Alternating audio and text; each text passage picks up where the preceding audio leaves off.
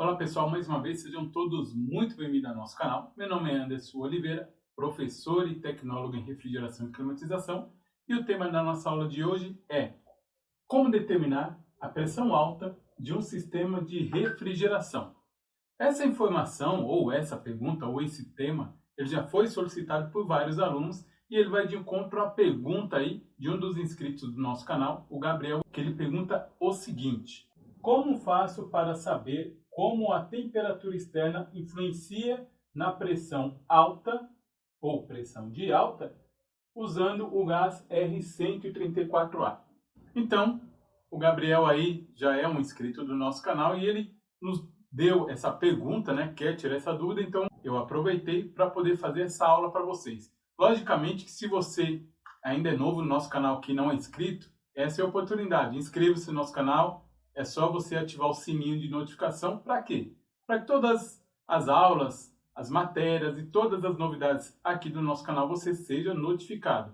Inscreva-se, ative o sininho de notificação e já deixa aquele like se você acha que o nosso conteúdo é relevante aí e ajuda você e as demais pessoas que precisam, beleza? Vamos para a nossa aula então. Logicamente que a temperatura externa ela influencia diretamente na pressão de alta do sistema de refrigeração, seja ele qual for, doméstico, comercial ou industrial. Então a pressão de alta tem sim influência da temperatura externa. Tanto é que quando eu ministro os cursos aí, eu costumo dizer aos alunos que um sistema de refrigeração e climatização ele não tem uma pressão única, porque as variáveis externas, ou seja, temperatura, até a questão da umidade relativa, altitude, enfim, vários fatores aí acabam determinando aí o acréscimo ou decréscimo dessa pressão de trabalho. Mas vamos com informações aí vindas também do fabricante para nós entendermos um pouquinho. Olha só, como é que eu determino essa pressão de alta? Eu vou ter que saber qual é a temperatura externa, seja ela qual for, independente do horário, manhã, tarde, noite, madrugada, e eu vou acrescentar a essa temperatura externa um valor de ΔT. O que é o ΔT? É um valor fixo, um diferencial de temperatura. E aí o que eu fiz? Antes de preparar essa aula aqui, eu dei uma estudada, obviamente, para pegar informações do fabricante. Então eu consultei catálogo da Eugin, catálogo da Mipal, catálogo da Delta Frio e da Trineva. Tem vários outros fabricantes aí, mas eu peguei os, além deles serem mais conhecidos, são mais fáceis aí de você achar as informações. No catálogo da Eugin, a Eugin utiliza um ΔT de 10 em seus condensadores, ou seja, eu vou medir uma temperatura externa e vou somar mais 10 graus, tá? Esse 10K significa Kelvin aqui, que é de diferença, tá? Então, quando nós falamos em diferença, ao invés de nós colocarmos o grau Celsius, nós utilizamos o Kelvin como exemplo, tá? Então, não é 10K de quilo, é 10K de Kelvin, tá? Que equivale à mesma coisa que 10 graus Celsius, ok? Então, você tem 10K pela Eugin. No catálogo da Mipal, você também tem um ΔT de 10K, ou seja, temperatura externa, e eu somo mais 10. E aí, no Delta Frio, tem uma dúvida ali. Por quê? Porque eu achei um ΔT de 10K, ou seja, um ΔT de 10, porém, ele tem esse termo aqui, ó, é um fator multiplicador da temperatura do ΔT, né? Diferencial térmico. Ele diz o seguinte, ó, o fator multiplicador para um ΔT de 10 é o número 1. Ou seja, se esse fator é 1, automaticamente eu digo que esse ΔT é 10. Certo? Se você pegar o catálogo da Delta Frio, vai estar essa informação. Por quê? Porque a Delta Frio, diferente um pouco dos outros fabricantes, ela te dá alguns fatores de correção em função do ΔT de temperatura que você quer trabalhar ou ΔT disponível no momento, tá? Então, dependendo do ΔT, você vai ter que pegar aquele valor e multiplicar por aquele fator. Então, ele diz o seguinte, ó, se você trabalhar com ΔT de 10, o fator multiplicador é 1. Então, nesse caso aqui, ele me confirma que o ΔT é 10. Porém, a maioria lá dos modelos que eu consultei da Delta Frio, ele diz aí que é um delta de 15, tá? Então, a Delta Frio é um dos fabricantes aqui que trabalha com delta de 15, mesmo com essa observação com delta de 10, tá? E no catálogo da Trineva é a mesma coisa, você vai pegar a temperatura externa e um ΔT de 10K, beleza? Então, a nossa referência qual é? Vou colocar o manifold lá de alta, né, o manômetro de alta, e vou verificar se aquela pressão está correta. Como é que eu sei que a pressão está correta? Eu vou medir a temperatura de entrada, do ar no condensador, vou somar um delta e aquele delta vai se transformar na minha temperatura de condensação. Tem que estar próximo. Se não estiver próximo, nós teremos problemas e eu vou explicar já já para vocês. Mas só para completar, alguns fatores influenciam aí, né? Podem influenciar na pressão de alta. Quais são esses fatores? A própria variável, né, de temperatura externa. Temperatura de manhã está amena, a pressão vai ser um pouquinho mais baixa. Das 11 até as 3h30, 4 da tarde, dependendo da região que você tiver, nós vamos ter aí o pico de pressão alta por conta do aumento da temperatura externa.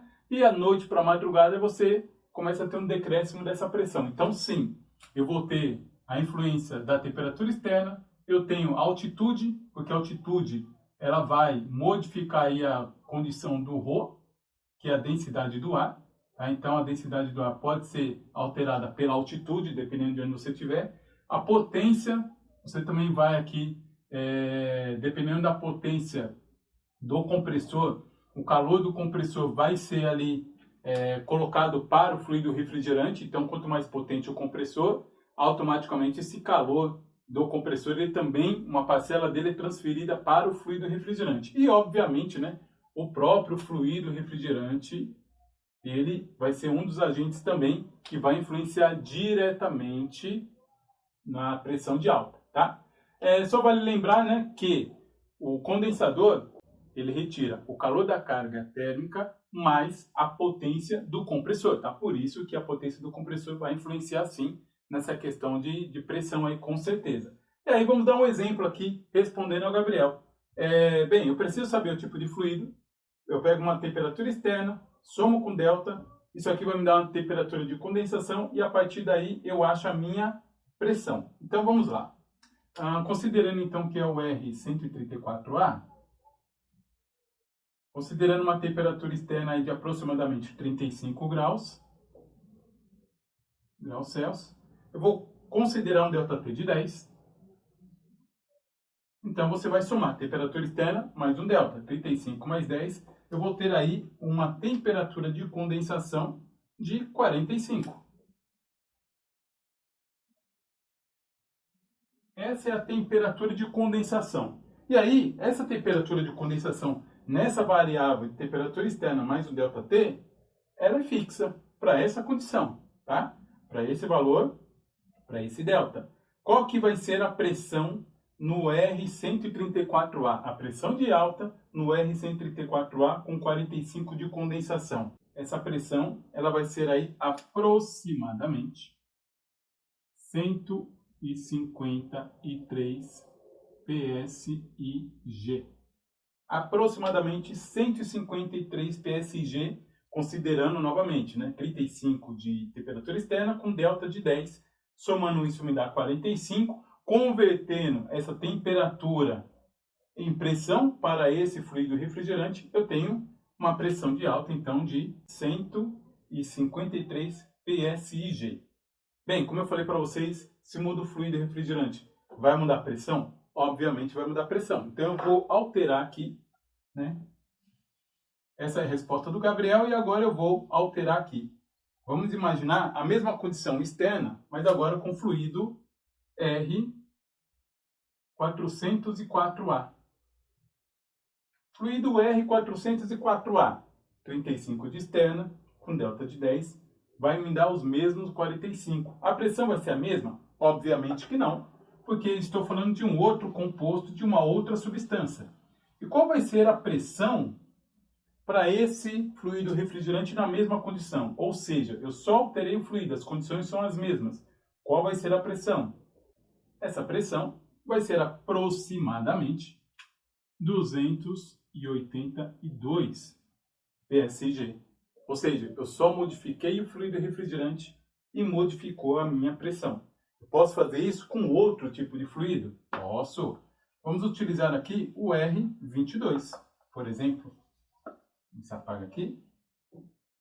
Então, o R22, deixa eu ver se eu acho uma caneta verde. Aqui. R22. 35 de externa, com delta de 10, vai dar os mesmos 45. Qual que vai ser a pressão no R22?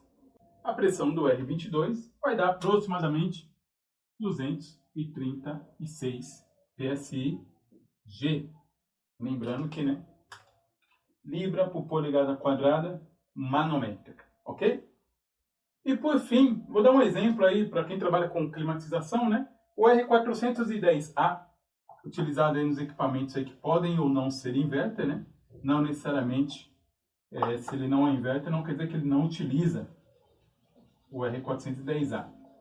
Mas vamos finalizar com esse fluido. Então, nós temos aqui o R410A, a mesma temperatura externa, o mesmo ΔT, os mesmos 45.